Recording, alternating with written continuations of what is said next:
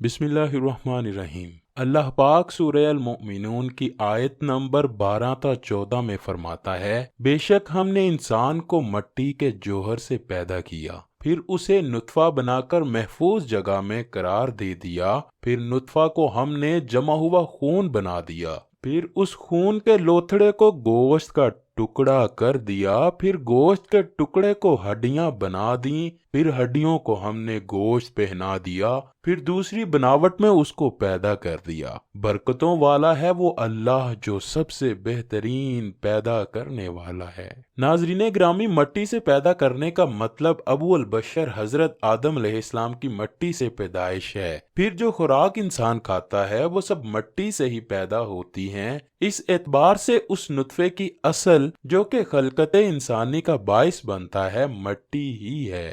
جن باتوں کو سائنس آج بے شمار تجربات کے بعد مان رہی ہے، اسے قرآن پاک نے 1400 سال پہلے ہی کھول کھول کر بیان فرما دیا ہوا ہے۔ انسان کی پیدائش کو خود اللہ پاک ہی مرحلہ وار بیان فرماتا ہے۔ مسند احمد میں ہے کہ اللہ پاک نے حضرت آدم علیہ السلام کو ایک مٹھی مٹی سے پیدا فرمایا جسے تمام زمین سے لیا گیا۔ اسی وجہ سے حضرت آدم علیہ السلام کی اولاد رنگ و روپ میں مختلف پیدا ہوئی۔ انسان پیدائش سے پہلے رحم مادر میں ایک خاص مدت تک رہتا ہے، جہاں وہ ایک حالت سے دوسری حالت کی جانب منتقل ہوتا رہتا ہے۔ مسند احمد میں ہے کہ حضور صلی اللہ علیہ وآلہ وسلم اپنے اصحاب سے باتیں بیان کر رہے تھے کہ ایک یہودی آ گیا تو کفار قریش نے اس سے کہا یہ نبوت کے دعوے دار ہیں۔ اس نے کہا اچھا میں ان سے ایک سوال کرتا ہوں جسے نبیوں کے سوا اور کوئی نہیں جانتا۔ آپ کی مجلس میں آ کر بیٹھ کر پوچھتا ہے کہ بتاؤ انسان کی پیدائش کس چیز سے ہوتی ہے؟ آپ نے فرمایا مرد و عورت کے نطفے سے۔ مرد کا نطفہ غلیظ اور گاڑھا ہوتا ہے، اس سے ہڈیاں اور پٹھے بنتے ہیں، اور عورت کا نطفہ رقیق اور پتلا ہوتا ہے، اس سے گوشت اور خون بنتا ہے۔ اس نے کہا آپ سچے ہیں، اگلے نبیوں کا بھی یہی قول ہے۔ حضور صلی اللہ علیہ وآلہ وسلم فرماتے ہیں جب نطفے کو رحم میں 40 دن گزر جاتے ہیں تو ایک فرشتہ آتا ہے اور وہ اللہ تعالیٰ سے دریافت کرتا ہے کہ اے اللہ یہ نیک ہوگا یا بد، مرد ہوگا یا عورت؟ جو جواب ملتا ہے وہ لکھ لیتا ہے، اور عمل، عمر اور نرمی گرمی سب کچھ لکھ لیتا ہے۔ پھر دفتر لپیٹ لیا جاتا ہے، اس میں پھر کسی کمی بیشی کی گنجائش نہیں رہتی۔ بازار کی حدیث میں ہے کہ حضور صلی اللہ علیہ وآلہ وسلم فرماتے ہیں اللہ تعالیٰ نے رحم مادر پہ ایک فرشتہ مقرر کیا ہے جو عرض کرتا ہے اے اللہ اب یہ نطفہ ہے، اے اللہ اب یہ لوتھڑا ہے، اے اللہ اب گوشت کا ٹکڑا ہے۔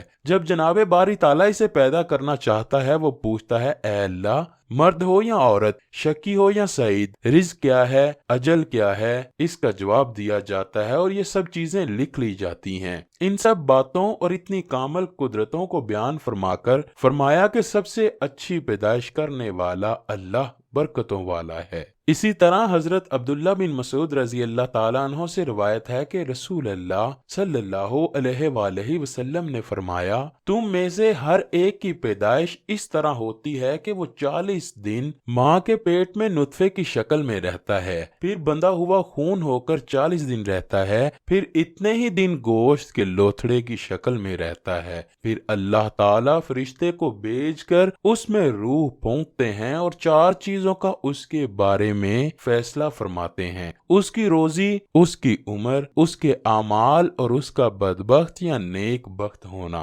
بخاری و مسلم میں ہے کہ رسول اللہ صلی اللہ علیہ وآلہ وسلم فرماتے ہیں تم میں سے ہر ایک کی پیدائش اس کی ماں کے پیٹ میں 40 رات تک جمع ہوتی ہے، پھر 40 دن تک خون بستہ کی صورت رہتی ہے، پھر 40 دن تک گوشت کے لوتھڑے کی، پھر فرشتے کو 4 چیزیں لکھ دینے کا حکم دے کر بھیجا جاتا ہے۔ رزق، عمل، اجل، شقی یا سعید ہونا لکھ لیا جاتا ہے، پھر اس میں روح پھونکی جاتی ہے۔ حضرت عبداللہ فرماتے ہیں کہ نطفے کے رحم میں ٹھہرتے ہی فرشتہ پوچھتا ہے اے اللہ یہ مخلوق ہوگا یا نہیں؟ اگر انکار ہوا تو وہ جمتا ہی نہیں، خون کی شکل میں رحم اسے خارج کر دیتا ہے، اور اگر حکم ملا کہ اس کی پیدائش کی جائے گی تو فرشتہ دریافت کرتا ہے کہ لڑکا ہوگا یا لڑکی، نیک ہوگا یا بد، اجل کیا ہے، اثر کیا ہے، کہاں مرے گا۔ پھر نطفے سے پوچھا جاتا ہے تیرا رب کون ہے، وہ کہتا ہے اللہ۔ پوچھا جاتا ہے رازق کون ہے، کہتا ہے اللہ۔ پھر فرشتے سے کہا جاتا ہے کہ تو جا اور اصل کتاب میں دیکھ لے، اس کا حال مل جائے گا۔ پھر وہ پیدا کیا جاتا ہے، لکھی ہوئی زندگی گزارتا ہے، مقدر کا رزق پاتا ہے، مقررہ جگہ چلتا پھرتا ہے، پھر موت آتی ہے اور دفن کیا جاتا ہے جہاں دفن ہونا مقدر ہے۔